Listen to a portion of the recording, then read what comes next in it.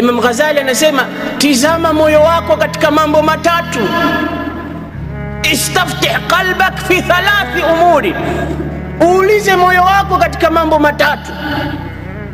Ukiona moyo wako unabadilika, unaogopa, una change wakati wa mambo matatu, jua kwamba kidogo imani ipo.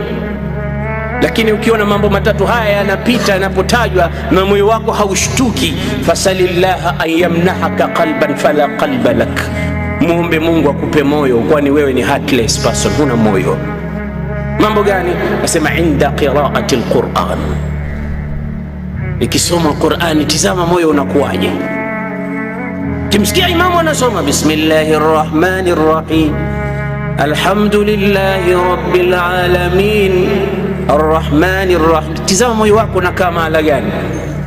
Utasikia watu wengine wanaburudika, utasikia watu wengine wametoka katika ulimwengu mpaka katika ulimwengu mwingine kwa sababu ya utamu wa Qur'anul Karim. Inda qiraati alquran, wakati wa kusoma Qur'an sal qalba, utizame moyo wako kwa wapi.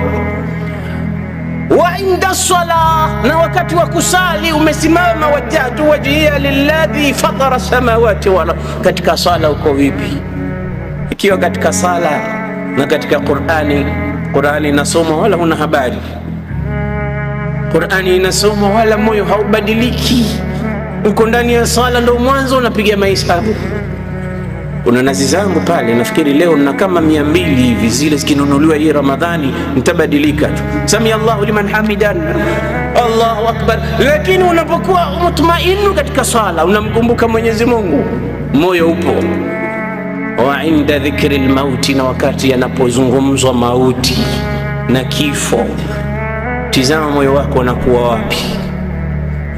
Watu wanazungumza mauti, dola iko ngapi leo, niambie bwana mkubwa, mambo yanakuwaje, biashara inakwenda vipi? Wala wewe hakikugusi chochote, kana kwamba unapigiwa gita mbusi, ufahamu chochote, moyo uko pale pale. Basi Imam Ghazali anakuambia isalillaha qalban, muombe Mungu akupe moyo, bado hujawa na moyo.